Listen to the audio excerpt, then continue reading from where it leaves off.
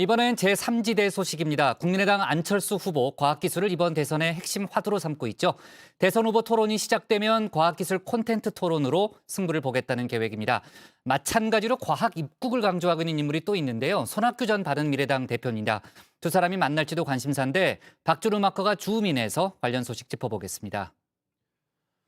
청문 홍답.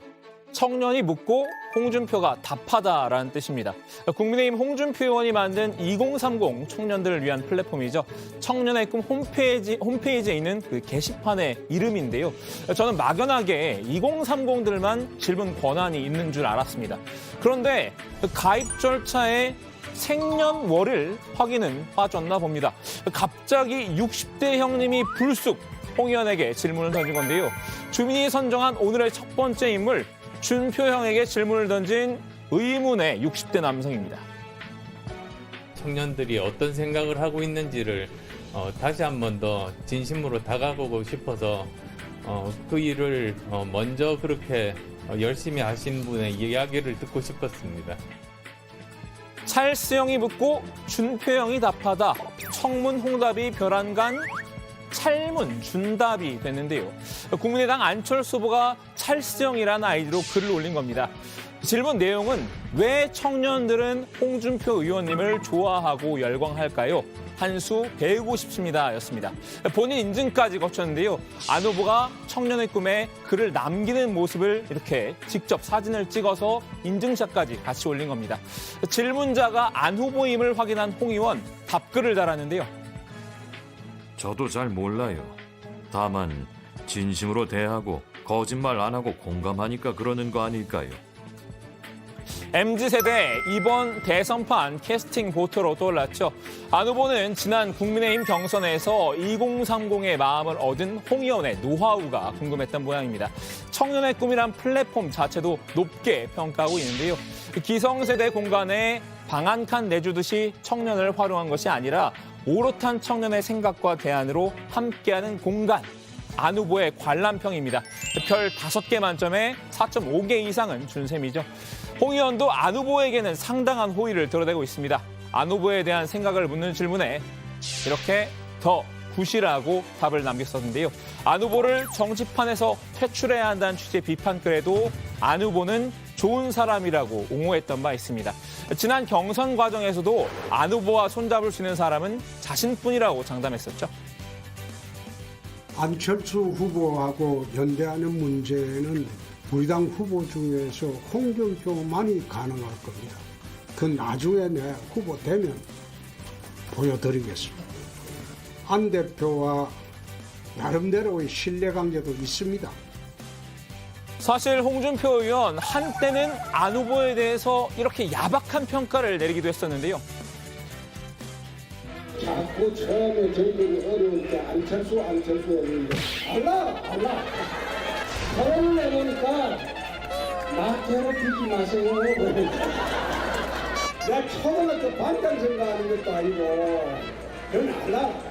그래서 그거 찍으면 전부 사표됩니다. 사표. 지난 2017년 대선 때입니다. 아마도 이 장면 때문에 그런 말 한 것 같습니다. 박철수입니까? 안철수입니까? 제가 MB의 아바타입니까? 그만 좀 괴롭히십시오. 이게 초등학생 감정 싸움인지 대통령 후보 토론인지 내가 참 알 길이 없습니다. 아마도 안 후보의 정치 인생 10년을 돌아봤을 때 가장 뼈아픈 장면 중 하나가 아닐까 싶은데요. 하지만 세월이 흐르면서 홍 의원도 어느덧 안 후보가 정치인으로서 성장했다고 느낀 모양입니다. 안 후보 스스로도 이제 자신의 토론 능력에 대해선 자신하고 있는데요. 오늘 한 언론 인터뷰에서 콘텐츠 토론만큼은 누구보다 자신 있다고 밝혔죠. 지난 대선 토론을 돌아보면서 부족함을 인정하기도 했지만요. 오히려 사람들의 기대 수준이 낮아서 제가 제일 유리하다 이렇게 능청을 떨기도 했습니다. 농담 반, 진담 반이긴 하지만요. 안 후보가 이렇게 자신감을 드러낸 이유는 뭘까요? 제일 첫 번째 공약이 바로 555 공약입니다. 즉 원자력 발전 기술을 포함해서 5개의 과학 기술을 가지게 되면 우리나라는 5개의 삼성전자급의 회사를 보유할 수 있게 되고 그러면 우리는 세계 5대 강국 G5에 들어갈 수 있다. 안 후보는 과학기술로 승부를 보겠다는 생각인데요. 어느 때보다 오랜 시간 공들여 준비한 과학기술 공약이 전략이자 무기 그 자체라고 본 듯합니다. 후보 TV 토론 때 누가 미래 먹거리를 만들 수 있는지로 경쟁하면 충분히 승산이 있다는 겁니다. 이재명, 윤석열 후보 두 사람은 법조인 출신이죠. 두 후보에 대해선 이렇게 평가했습니다. 평생 법만 공부하고 법이라는 게 과거의 일을 정리하는 거여서요. 과거지향적일 수밖에 없거든요. 그리고 세계의 흐름에 대한 게 둔해서요. 우물 안의 개구리는 하늘이라도 보는데 동굴 안의 개구리더라고요. 4차 산업혁명이 진행되면 그 국가 간 기술 패권 경쟁이 점점 치열해질 텐데요. 안 후보는 두 후보가 이런 세계적인 추세를 읽을 수 있는 눈이 없다고 봤습니다. 후보들끼리 본격적으로 맞붙으면 내년 2월까지는 양강이 아니라 자신을 포함한 3강 체제가 구축될 것이라고 내다봤습니다.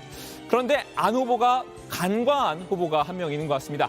그래도 후보들 중에 안 후보와 제일 비슷한 비전을 제시한 분이 있는데요. 이제 4차 산업혁명 시대에 돌입하여 우리는 더 높은 성장을 통해 더욱 많은 분배를 이루어야 합니다. 우리에게는 국군 융성의 기운이 충만해 있습니다. 과학 입국, 테크놀로지 강국을 만들어야 합니다. 네, 두 번째 오늘의 인물은 손학규 전 바른미래당 대표입니다. 손 전 대표도 안 후보와 마찬가지로 과학기술의 중요성을 강조하고 있는데요. 과거 경기도지사 시절 자신의 과학기술 분야 관련 업적을 틈날 때마다 어필하고 있습니다. 손학규 그럼 파주 디스플레이 단지 만들었지, 판교 테크노밸리 만들었지. 경기도지사를 하면서는 판교 테크노밸리 만들고 LG 디스플레이 단지 만들고 이 평택항이다, 평택의 미군 국제도시다, 또 수원에 있는 광교 신도시. 안철수 후보와 손학규 전 대표, 그렇다면 과학기술이라는 공통점을 고리로 손을 잡을 가능성이 있지 않을까요? 사실 두 사람 과거에도 여러 차례 손을 맞잡았던 적이 있죠. 안철수는 서울에서 혁신 경영으로 4차 산업혁명을 이끌어 나갈 것입니다. 손 전 대표님께서 함께 해주시며 서울은 저녁이 있는 삶이 이루어질 겁니다. 지난 2018년 안 후보가 바른미래당 서울시장 후보로 나섰을 때죠. 손 전 대표가 당시 선대위원장을 맡았었는데요. 저 때도 화두가 4차 산업혁명이었군요. 하지만 안 후보 이번만큼은 결연한 완주 의지를 내비치고 있는 상황이죠. 자신으로 단일화하지 않은 이상 단일화는 없다고 여러 차례 못 박았습니다.